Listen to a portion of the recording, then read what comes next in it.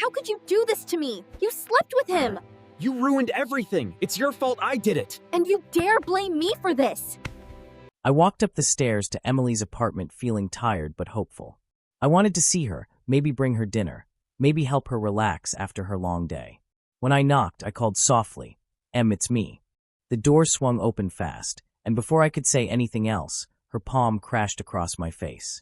The sound echoed down the hallway. I staggered back, holding my cheek. "Emily, what the hell was that?" I asked, stunned. She didn't look sorry. She didn't even look surprised. She glared like I had walked in carrying fire. "You ruined my mood, Ethan," she said sharply. I stood there confused. By walking inside, I didn't even say anything yet. She rolled her eyes. "You don't have to. You always ruin things. You show up with your sad face and expect me to fix it." I tried to breathe evenly, but my heart raced. "I texted you," I said. "You told me to come. You literally said okay." She folded her arms. "Well, I changed my mind." I whispered, "You didn't have to hit me." She scoffed. "Don't be dramatic. I barely touched you." The sting on my cheek said otherwise. "Emily, why are you acting like this? Did something happen?" I asked gently. She snapped, "Don't talk to me like I'm the problem." "I'm not," I said softly. "I'm trying to understand." "I don't need you to understand anything," she shot back. "I need space." I frowned. "Space from what?" "From me." "Yes," she said. "From you. Isn't that obvious?" The words cut deeper than the slap. "But I'm your boyfriend," I whispered. She laughed without humor. "Maybe that's the issue." My chest tightened. "Emily, I don't know what I did. Can you please just talk to me instead of—" She raised her voice suddenly. "I don't owe you explanations." I looked past her shoulder and noticed Lena standing stiffly in the hallway, half hidden behind the door frame. Her eyes looked anxious. Emily turned, noticed Lena, and snapped, "Why are you staring like that?" Lena stepped forward slowly. "I heard yelling," she said quietly. Emily's voice turned cold. "Mind your own business, Lena." I shook my head. "It's fine," I murmured. "I don't want trouble." But Emily shoved my shoulder. "Stop defending her," she barked. "I'm defending myself," I said, trying to hold my ground. "You hit me, and you won't tell me why." She rolled her eyes again. "I told you. You ruined my mood." "That's not a reason," I whispered. "It's reason enough," she said. "God, you're so exhausting." My mouth went dry. "Emily, are you okay? You don't sound like yourself." She stepped closer until her face was inches from mine. "Maybe this is who I really am." "That's not true," I whispered. She hissed, "You don't get to decide that." I looked toward Lena again because something felt wrong, like Emily was trying to hide something and was afraid of me noticing. Lena's expression said more than her silence. Emily saw me glance at her again. "Stop looking at her," Emily snapped. "You're making everything weird." I swallowed. "Something happened last night, didn't it?" Her reaction was instant. "Why would you say that?" she demanded. "Because you weren't texting normally," I said. "And now you're treating me like a stranger." She stepped forward threateningly. "Get out. I won't leave until you talk to me," I said quietly. Her hand grabbed my shirt. "The truth is you annoy me," she hissed. My voice broke. "Since when?" She laughed bitterly. "Since always." "That's not true," I whispered, shaking my head. "Yesterday you said—" "I say a lot of things," she snapped. "People lie." "You didn't have to lie to me," I said. She shrugged. "It was easier." I felt my legs wobble. "I love you, Emily." She scoffed. "Stop embarrassing yourself." It felt like the air left my lungs. "I don't know how we got here," I said softly. She pointed at the door. "Leave." I didn't move.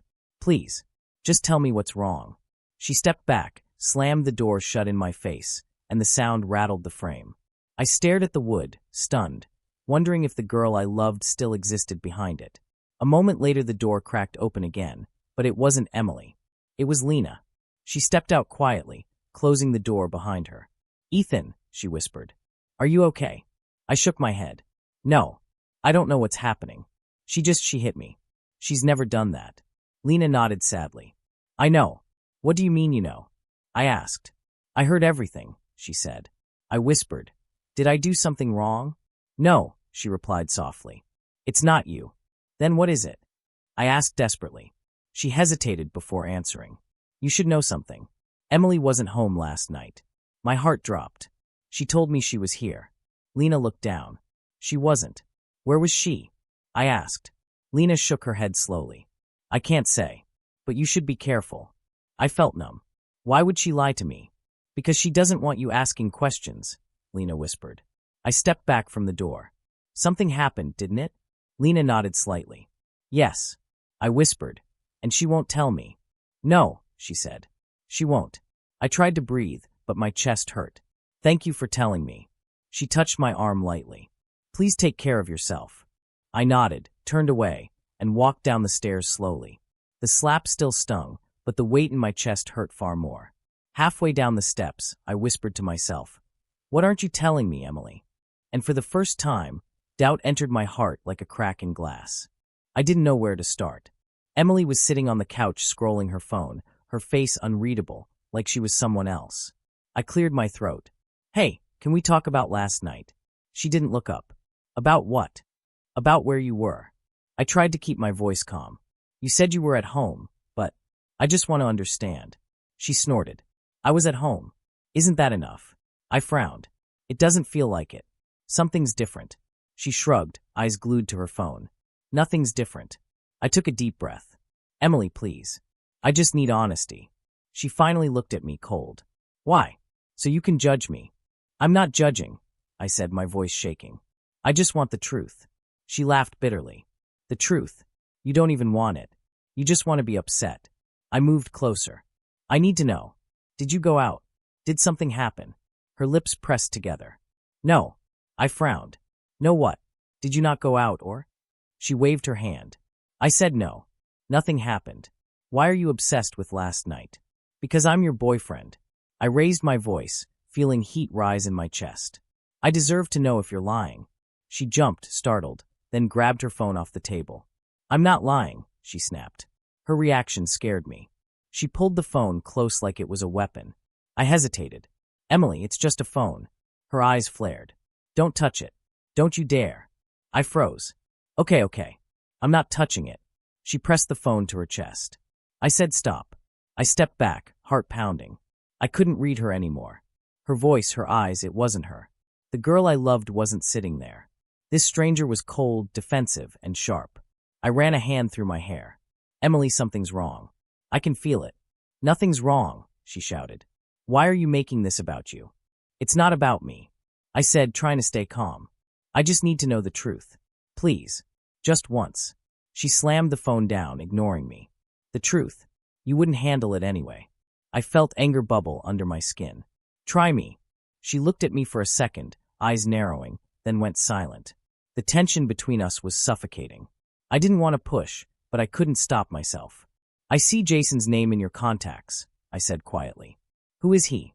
Emily's face twitched, but she covered it quickly. "Just a friend. Don't worry about him." I frowned. "Just a friend? You told me about all your friends." She shrugged. "He's harmless. Nothing happened." "Then why are you acting like I accused you of something?" I pressed. She laughed bitterly again. "Because you're impossible." I wanted to scream, but I held back. My mind kept flashing back to the small things I ignored, the late-night texts, the sudden secrecy, the way she avoided eye contact. Every detail I brushed off suddenly felt like a warning. I shook my head. "I trusted you," I whispered. "I always trusted you." She didn't respond. Her eyes were on the floor. That silence hurt more than any lie. Later, I found myself outside the building, pacing. My hands were shaking. Lena appeared, slipping up beside me quietly. "Ethan, can we talk?" I nodded. "Please tell me you know something." She glanced around, then whispered, "I overheard Emily last night. She was talking to Jason Reed." My stomach dropped. "Jason? The one she said was just a friend." Lena nodded. "Yes." It sounded serious. I clenched my fists, trying to keep calm. Anger, hurt, confusion, it all collided inside me. I remembered the little signs I ignored, the moments I thought were normal, the tiny lies I brushed off as harmless. Lena put a hand on my shoulder. "Ethan, she wasn't alone last night." My chest tightened, and a cold numbness spread through me. I didn't know what to say. I just stared at the pavement, heart pounding, realizing my world had shifted in ways I couldn't undo. I whispered to myself, barely audible, she lied to me." And in that moment, I knew nothing would ever feel the same again. I didn't knock this time. I just opened the door and stepped inside. Emily was on the couch, pretending to read, but I could feel it in the air, something heavy, like a storm waiting to break. I closed the door behind me. Emily, we need to talk. Now. She looked up slowly, eyes narrowing. About what? Don't play dumb, I said, my voice shaking. I know about Jason. Her face flickered, a shadow of guilt, then she masked it. I don't know what you mean. I stepped closer. Don't lie to me. Lena told me everything. Last night. Who you were with. I need the truth, Emily. No more games. She put her book down slowly, her hands trembling. You really want the truth? She asked softly. Yes, I whispered. I need it. Her eyes filled with tears. Fine. I slept with him. The words hit me like a fist. My legs felt weak. My stomach sank. My breath became shallow. I stumbled back a step. You what? I'm sorry, she said quickly, but the words were hollow. I didn't mean for it to happen like this. I pressed my hand to my forehead. Why? Why would you do this to me? She stood up, voice rising. Because I was bored. Because I wanted excitement. I shook my head, barely able to stand. Excitement? You mean betrayal? She flinched. It wasn't just that. I didn't think about how it would hurt you. You didn't think. I asked, disbelief in every syllable. Do you know what it feels like to trust someone, to love them, and have them throw it all away? She tried to step closer. It was a mistake. A stupid mistake. I backed away. A mistake? Sleeping with him. That's more than a mistake. She threw her hands up. You were too soft. Too available. I needed someone who could push me, who could challenge me. My chest tightened. The words cut deeper than the slap or the lies. So this is my fault. It's not entirely yours, she said defensively, tears streaming down her cheeks. But yes, you let it happen by being you. I felt a surge of anger, disbelief, and heartbreak all at once. I wanted to scream, to hit something, to make her feel the pain she caused. But before I could, Lena appeared at the door, her expression fierce. Emily. Stop. Emily turned on her. Stay out of this. No, Lena said firmly. He didn't deserve any of this. You ruined everything for him. Emily's voice trembled. You don't understand. You weren't there. You don't know how it feels. Yes, I do, Lena shot back. He loved you. And you threw it away. The fight spiraled. Emily yelled, I shouted, Lena defended me. The apartment felt smaller, tighter. My head pounded, my chest ached. Every word made it worse. Every shout made my heart break more. You'll never find anyone better. Emily screamed suddenly. No one will love you like I did. No one. Her words should have hurt, but I felt numb. I turned away from her, my vision blurry. I need to go, I said quietly. She lunged toward me. No, don't walk away from me. I have to, I said, my voice breaking. I can't stay here and listen to this anymore. Lena put a hand on my shoulder. Go, Ethan. You're stronger than this. You'll survive. I didn't argue. I walked toward the door, every step heavy. Emily screamed my name, but I didn't stop. My legs felt like lead, but I forced them forward. I could hear her crying behind me, the sound sharp and raw, tearing through the apartment. Outside, I leaned against the wall, my hands covering my face. My breath came in short, shallow bursts. My heart felt shattered. Every memory of her, the hugs, the laughter, the late-night talks, clashed violently with what I had just learned. Lena came up beside me, silent at first. Then she said softly, Ethan, I'm so sorry. I shook my head. I trusted her. I loved her, and she. My voice broke completely. She destroyed it all. She made her choice, Lena said quietly. And now you get to make yours. I swallowed hard, trying to steady my trembling body. My legs still felt weak. My chest still ached. The air around me was cold, sharp. I didn't want to forgive her. I didn't want to understand. All I wanted was for it to stop hurting. I whispered to myself, barely audible. How could I have missed all the signs? How could I have been so blind? Lena touched my arm lightly. You weren't blind. You just loved her too much. Her words were meant to comfort, but all I could do was nod numbly. My mind replayed every detail, the late messages, the strange excuses, the subtle lies. Every little thing now screamed betrayal. I need to be alone, I said finally, stepping away. Lena nodded. Go. You'll heal. You'll be okay. I promise. I walked down the street slowly, the city lights blurring around me. My chest ached, my mind was a storm, and my heart felt like it was breaking in slow motion. I whispered over and over. I can't believe this. I can't believe she did this. And for the first time, I realized my life had changed forever. I shut my door and sank onto my bed, staring at the ceiling. My phone buzzed constantly, Emily's name lighting up the screen. I ignored it. I couldn't bear the sound of her voice, the way she might try to apologize, to twist everything again. My chest felt heavy, my hands trembled. I replayed every word from last night, the lies, the betrayal, the way she laughed when she tried to justify it. The knock on my door startled me. Ethan. It was Noah. I didn't answer. He pushed the door open anyway. Come on, man. You can't lock yourself in here forever. I don't want to talk, I muttered. My voice sounded small even to me. He stepped in and dropped onto the floor beside my bed. I know, but you need someone. I don't need anyone, I whispered, eyes fixed on the ceiling. You do, he said firmly. I've seen you. You're drowning, and I'm not going to watch it happen. I shook my head.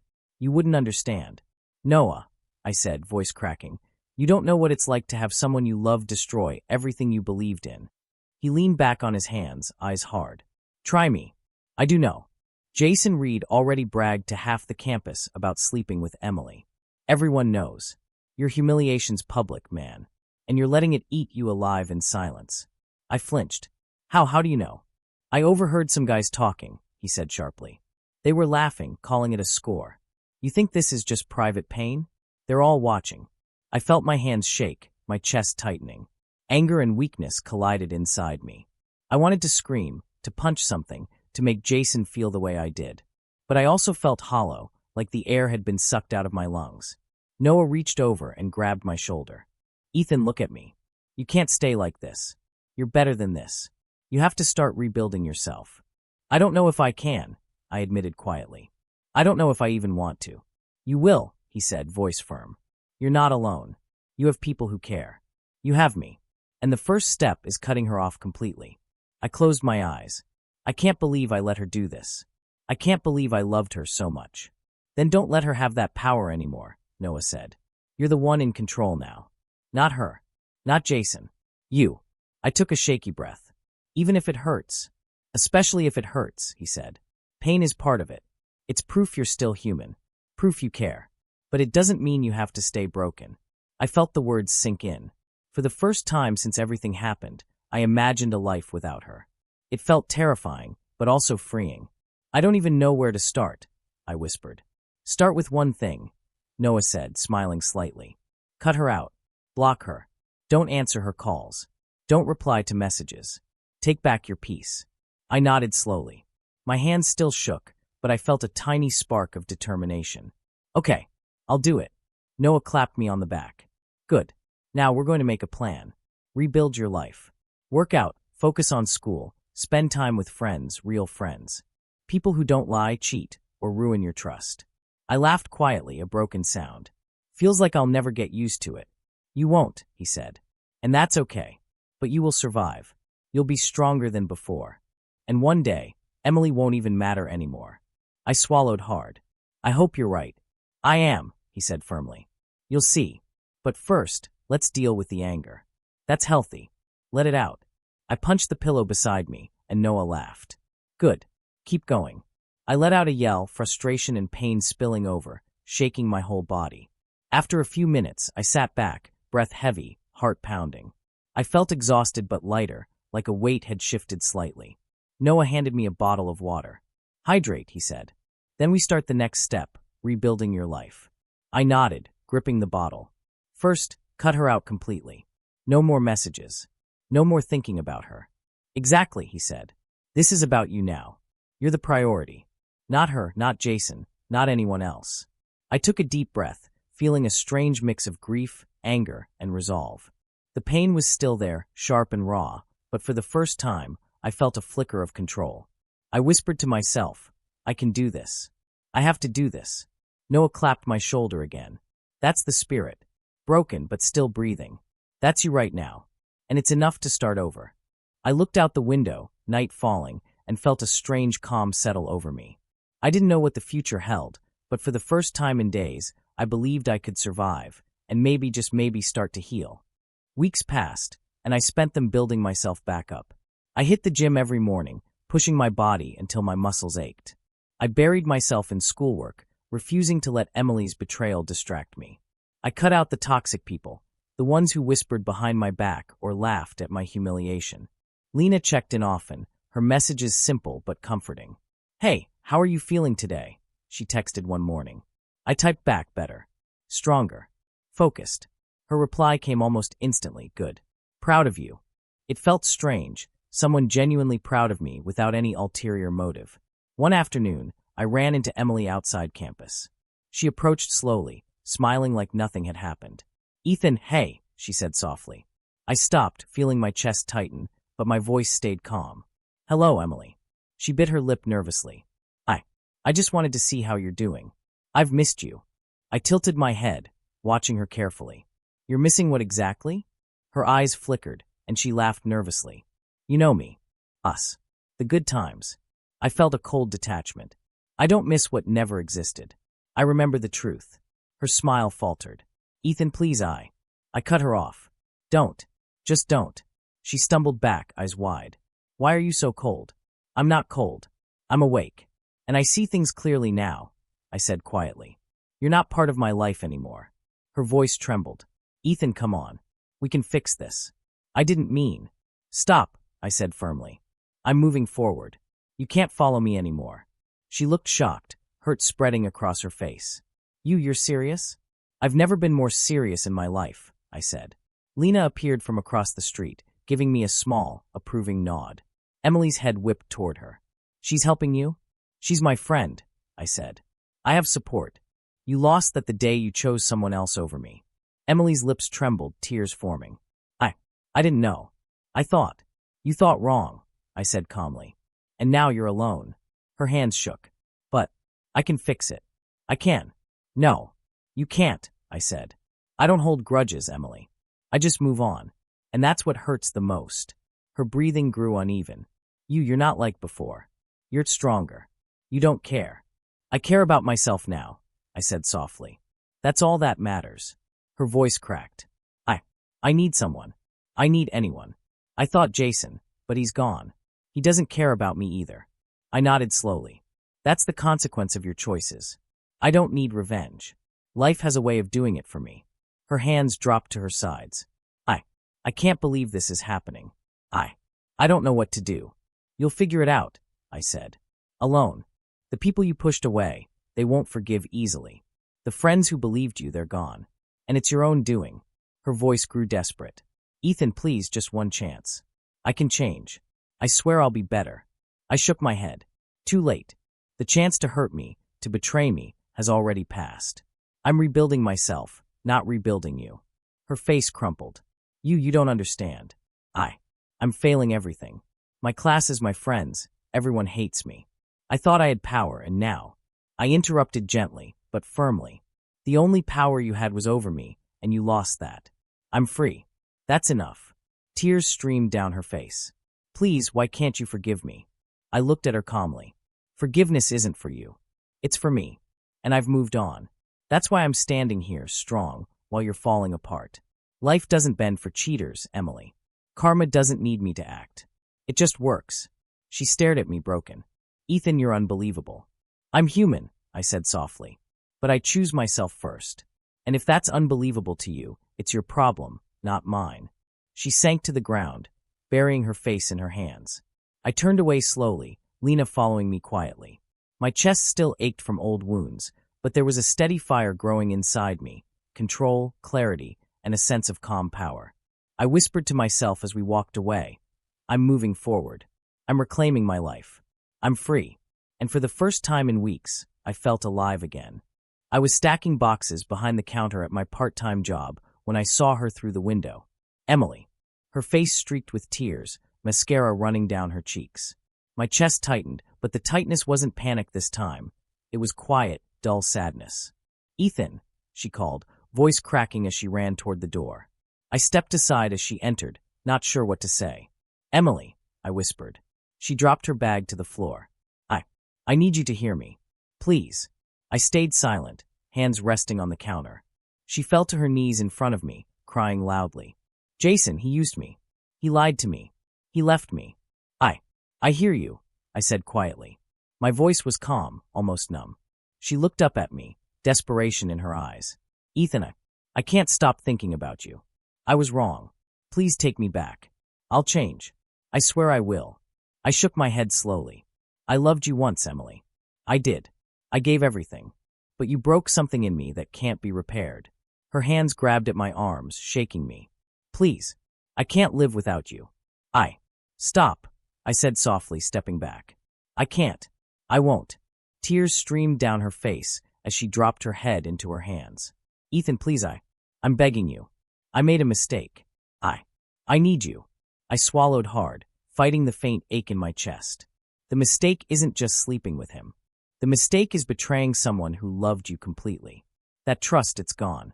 Her sobs grew louder, echoing across the small store. A few customers glanced over, startled, but I didn't care. Please don't leave me, she whispered, voice cracking, voice hoarse from crying. I'm not leaving, I said quietly. I'm walking away. Because I finally can. She dropped fully onto the floor, knees pressed into the tiles, hands shaking. I destroyed everything. I'm sorry. I stayed calm, my eyes fixed on hers. Yes, you destroyed everything. And it's too late to fix it. Her chest heaved as she cried, louder and louder, until someone approached. Noah stepped in, his face hard. Emily, that's enough. Leave. She looked at him, shocked. Noah, please, don't make me go. I said leave, he barked. You've caused enough pain. Step outside before I call security. Emily's eyes flicked to me, pleading one last time. Ethan, please. I'm begging you. I shook my head slowly. I can't save you, Emily. Not from yourself, and not from the consequences of your choices. She sobbed uncontrollably, realizing fully what she'd lost. I had you, and I threw it all away, everything. I took a deep breath and turned toward the door. I could hear her wails behind me, but I felt free. Not angry. Not broken. Free. Ethan, she called after me, but I didn't answer. Noah followed me outside. You okay? He asked quietly. I nodded, taking a deep breath of the cool evening air. Yeah, I am. I finally feel free. Like I can breathe again. He clapped me on the back. Good. You've earned this. She realized too late. That's all the closure you need. I glanced back once. Emily was still on the ground, sobbing, staring at the pavement. Her hair was wet with tears, mascara streaking her cheeks. Her cries were raw, desperate, full of regret. But they didn't pierce me anymore. Not like before. I can't believe she did all that, I whispered, mostly to myself. And now she's alone. Noah nodded. Karma works its own way. You don't need to hurt her. You just keep living. I felt a weight lift from my shoulders, a calm settling in my chest. For the first time since this all began, I didn't feel broken. I didn't feel betrayed. I felt like myself again. I took a slow step forward, leaving the sobs behind. I hope she learns from this, I said softly. And I hope I never have to look back. The city lights blurred around me, but my path was clear. I had my life back, my dignity intact, and the quiet strength to move forward. No more Emily. No more lies. No more pain. Just me breathing free. And for the first time in months, I smiled faintly, letting the past dissolve behind me. The sun was setting when I climbed to the rooftop. The city stretched beneath me, golden and calm, a quiet contrast to the storm that had raged inside me for months. I leaned on the railing, feeling the cool wind on my face. For the first time, I wasn't running from anything.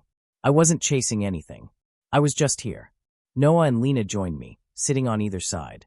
You okay? Noah asked, tossing a small stone over the edge. I smiled faintly. I'm more than okay. I'm finally free. Lena nudged my shoulder lightly. Look at you. Who would have thought a few months ago you'd be up here, actually smiling? I wouldn't have believed it, I admitted. I was broken, devastated. I thought I'd never feel whole again. You're not the same weak version of yourself, Noah said. And that's a good thing. I nodded. I've been through a lot, Emily, Jason, the lies, the betrayal. I felt worthless for a while. But I realized the only way to survive is to focus on me, on my life. Lena smiled softly. And you did it. You're here, standing tall, even after everything. I exhaled, letting the wind carry some of the weight off my chest. I let myself grieve. I let myself get angry. I let myself be hurt. But I didn't stay there. I rebuilt myself, piece by piece. And I didn't stoop to revenge. Life did the rest. Noah grinned. That's what I like to hear. You didn't need to hit back. You just moved on. Classic Ethan Miller. I chuckled lightly. Classic, huh? Maybe. But it's real. I don't want to look back with regret anymore. I want to move forward with pride. Lena pulled out her phone. Speaking of moving forward, you got a message earlier. I frowned. From who? She showed me the screen. Emily. A simple text. Ethan, I'm sorry for everything. I hope you can forgive me someday. I stared at it for a long moment. My fingers hovered over the screen. There was a small part of me that wanted to reply, to say something, anything, but then I remembered every tear she caused, every lie, every betrayal. I blocked her number. Noah and Lena looked at me. No hate, Lena asked. I shook my head. No hate, just peace. I don't need to drag her into my life to feel better. I've chosen me. The sunset was spilling orange and pink across the horizon, reflecting on the buildings. I took a deep breath, letting it fill my lungs. I've been through the worst, and I survived. Stronger, wiser, and more aware of who I am. I finally understand my own worth. Noah leaned back, looking at me with a proud smile. You're right, and you've got people who actually care, me, Lena, and those who truly matter. That's more than enough. Lena rested a hand on my arm. We'll always be here. You don't have to face life alone anymore. I smiled, the kind that reaches the eyes. I know, and that makes it easier to trust again, to open up without fear, to live without constantly looking over my shoulder. The city lights began to flicker on, one by one. I felt a quiet satisfaction, a sense of closure that I hadn't thought was possible. My past self, the one who was naive, vulnerable, too trusting, was finally behind me. I whispered to myself, letting the words linger in the wind. I finally chose me. Noah and Lena stayed silent, letting me have this moment. I didn't need them to say anything. I didn't need anyone to validate what I felt. The truth was mine, and it was enough. I turned my gaze back to the skyline. Life was still messy, unpredictable, and full of challenges. But I felt ready for it. I had reclaimed my power, my dignity, and my heart. Noah nudged me playfully. So what now? Big plans? Or are you just going to enjoy the view like a philosopher? I laughed, the sound light and free. Both. I'll rebuild my life, chase my goals, and surround myself with people who actually respect me. And I'll let the rest fade away. Lena smiled. That sounds perfect. I took one last deep breath, feeling the wind, the sunset, the quiet hum of the city beneath me. I felt whole for the first time in months. Free from the pain, free from the lies, free from her. I whispered again, this time louder, letting the words carry. I finally chose me. And with that, the rooftop wasn't just a view anymore. It was a symbol of strength, of healing, and of a life reclaimed. The chapter of my old self was closed, and the new one was ready to begin.